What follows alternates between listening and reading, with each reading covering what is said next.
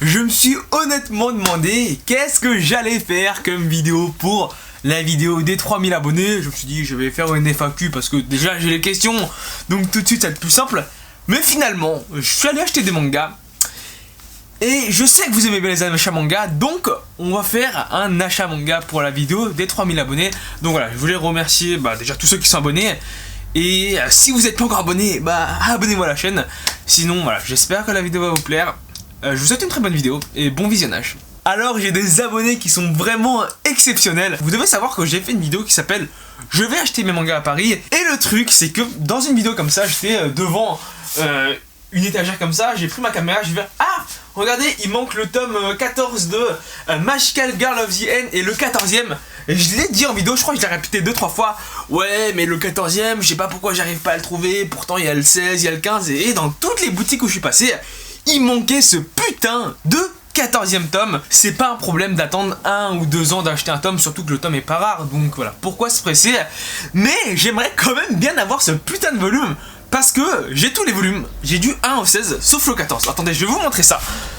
Je vous laisse voir de vos propres yeux. 1, 2, 3, 4, 5, 6, 7, 8, 9, 10, 11, 12, 13, 15 et 16. Et le 15 et 16, je les ai achetés d'occasion. Je sais pas si j'ai les tickets qui sont toujours dessus. Voilà, le 16, voilà, je l'ai acheté d'occasion à 5 €. Donc, il y a une ou un abonné, parce que voilà, on est sur YouTube, on sait jamais, qui s'appelle Mary Azera, qui m'envoie un message sur la vidéo. Coucou, j'ai vu le tome 14 de Magical Girl of the End à Book Off, près de l'arrêt 4 septembre à Paris. Déjà, la probabilité qu'un abonné te mette ça dans les commentaires, c'est proche de 0.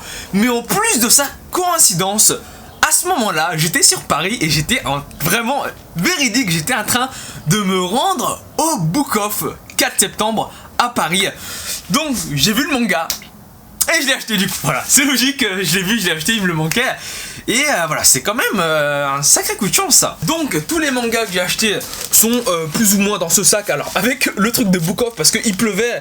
Et les mangas c'est fait en papier. Et le papier avec la pluie, ça fait pas forcément une bonne combinaison. Donc là-dedans, j'ai pas mal de mangas, je crois que je dois avoir une vingtaine, un peu plus de 25. Et il y a quand même quelques séries, vous verrez, qui sont quand même pas mal liés à l'ancienne vidéo achat manga que j'ai sortie la semaine dernière. Vous ne devinerez jamais ce que j'ai retrouvé, la fameuse facture pour encore plus justifier ce que je dis. C'était le 8 juin 2019 à 14h34 et c'était le Book Off de Paris 2ème. Et vous pouvez aller vérifier, le Book Off de Paris 2ème, c'est bien le Book Off proche du 4 septembre, du métro 4 septembre. Donc voici.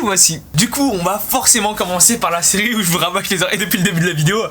Le fameux 14ème tome, le dernier qui manquait de Magical Girl of the End. Donc j'ai enfin la série complète, ça fait plaisir. En plus, vous pouvez voir que le manga m'a coûté que 4 €. Après, c'est un peu normal parce que les mangas vendus par les éditions Akata sont quand même moins cher en œuvre que les autres éditeurs, généralement Pika, Komiku, Glénat. Donc forcément en occasion le prix se répercute aussi. Est-ce que vous vous souvenez dans la dernière vidéo achat manga quand je dis ouais j'ai acheté les 2 derniers volumes de Haruo Alice, le 10 et le 11, et finalement il s'avérait qu'il existait un 12e volume et en fait c'est noté ici, track en 12 tomes. Et devinez ce que j'ai acheté. J'ai acheté le 12e volume de Haruo Alice d'occasion, il coûtait 5,20 €. Voilà, je l'ai acheté chez Gilbert Joseph. Donc j'ai vu le tome, je me suis dit, il m'en manque qu'un seul. C'est le dernier, il vient de sortir, on va l'acheter comme ça, au moins ce sera fait. Le 3e manga, et je l'ai bien mis en 3e parce que je vous en parle souvent, c'est le manga Outlaw Player par Shonen. Shonen qui est un mangaka français qui sera présent à la Japan Expo. Alors, si vous suivez un peu mes vidéos, si vous suivez un peu mes lives, vous devez savoir pourquoi je l'ai mis en 3e. Parce qu'en fait, Shonen me doit il me doit un dessin, c'est un grand mot, mais il doit me faire un dessin depuis 9 mois. Et j'attends toujours le dessin. Et c'est juste pour ça. Donc un mangaka français qui dessine vraiment très très bien. Ce doit être même le mangaka français qui dessine le mieux actuellement. Après voilà, sur le scénario, je trouve pas ça incroyable. En fait je trouve ça très très décousu. Si ça peut vous intéresser, allez jeter un coup d'œil. En tout cas moi j'ai acheté le 8e volume qui est actuellement le dernier sorti. Là ça doit être le manga le plus cher de la vidéo. Pourtant c'est le moins connu, c'est le manga Straw Little Devil. Alors si vous connaissez pas, il n'y a pas de problème, le manga est pas connu de toute manière.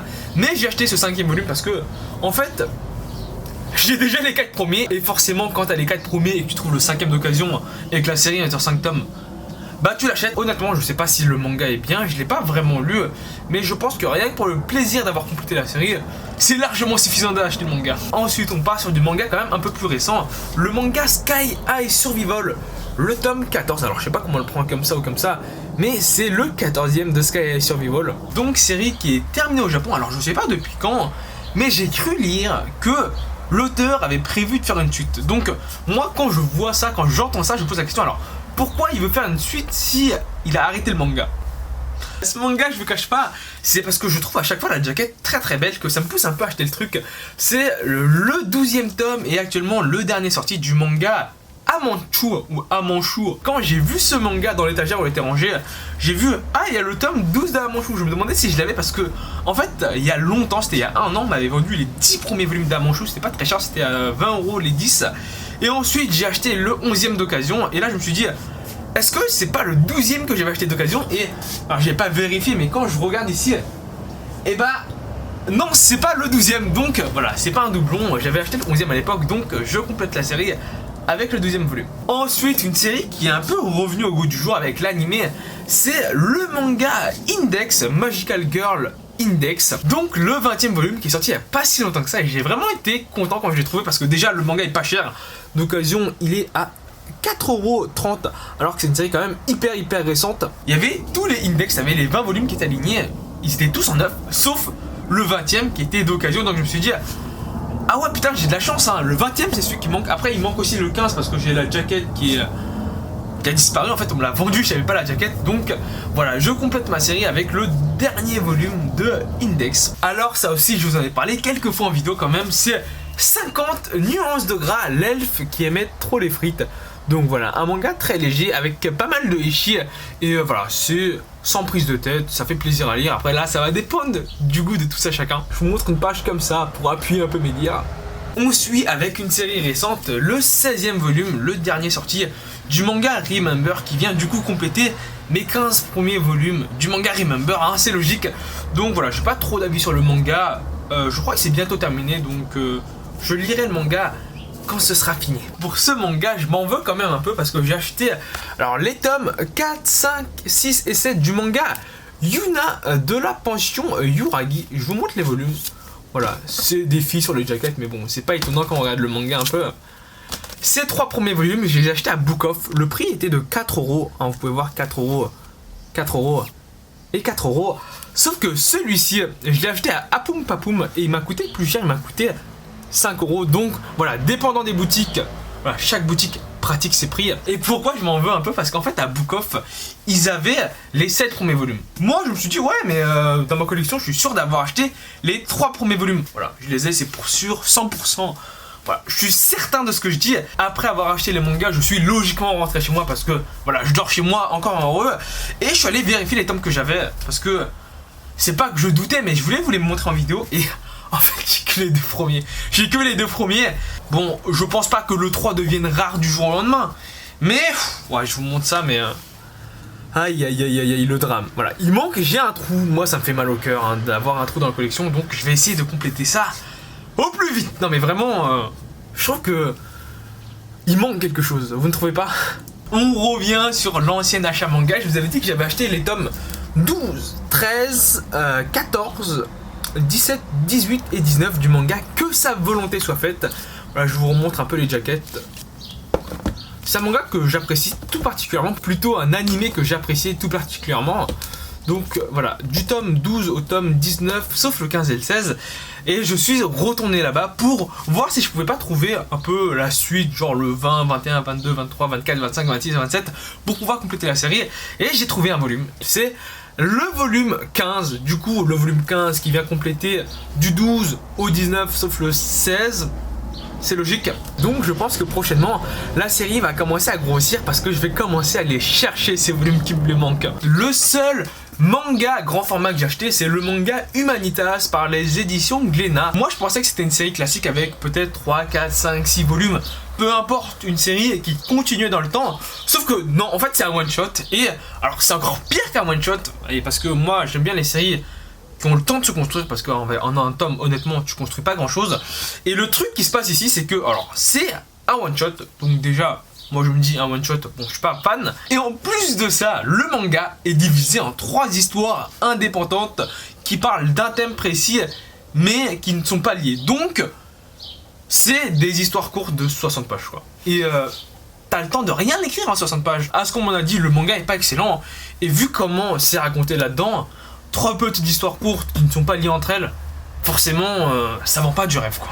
Voilà, maintenant qu'on a terminé sur les séries intéressantes, du moins de mon point de vue, hein, qu'on soit d'accord dessus, on va partir un peu sur les séries, à mon sens, là, un peu plus osef. Tout d'abord, Soft Metal Vampire. Donc quand on regarde la jaquette, bah déjà ça me vend pas trop du rêve. Je vous montre, le manga ressemble un peu à quoi, mais voilà, je suis pas un grand fan. Ensuite, le manga Elin, alors là aussi il est un peu feuilleté. Et je suis pas vraiment fan du style graphique. Ce style de mettre en arrière-plan, rien en fait. Il y a un peu de couleur, un peu de gris, mais c'est un peu du cache-misère. Donc même les personnages sont pas si détaillés que ça. Moi je pensais que c'était un peu plus qualitatif sur le dessin, mais en fait non, pas tant que ça. Même sur les dragons ils sont pas si stylés que ça. Ensuite le manga Atrail qui est par le même auteur que Code Geass Lelouch of Rebellion. Alors je sais pas si c'était le scénariste du manga Code Geass Lelouch of Rebellion ou le scénariste de l'anime Code Geass Lelouch of Rebellion. Je pense plutôt que c'est le manga parce qu'il y a une très grande différence. L'anime est excellent, le manga, je serais quand même un peu plus modéré dans mes propos. Ensuite j'ai le manga, alors ça aussi je vous en avais déjà un peu parlé, c'est le manga Laughter in the End of the World. Alors ça c'est un manga de la part des éditions Shiba Edition. Je connaissais pas du tout cette maison d'édition, je pense qu'elle vient de se créer. Donc, on m'a dit que le manga était pas trop mal. Après, voilà, le problème c'est que c'est un one shot. Et que dans les one shots, le temps de faire l'intro et le temps de conclure le truc, et bah, t'as pas grand chose à raconter. Mais ça, il faudrait que je jette un coup d'œil parce que on m'a dit que c'était quand même assez bien. Et on va finir avec le tome 4 du manga Battle Game in 5 secondes. Donc le manga, bah, je vous cache pas, je l'ai déjà lu en scan. Honnêtement, je trouve ça quand même assez intéressant.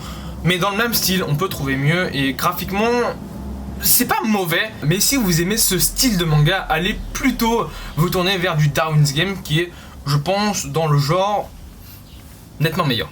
La vidéo se termine ici, j'espère qu'elle t'a plu. Si c'est le cas, n'hésite pas à laisser un pouce bleu. Voilà, je le répète, n'hésite pas à t'abonner. Je te dis à la prochaine vidéo et salut!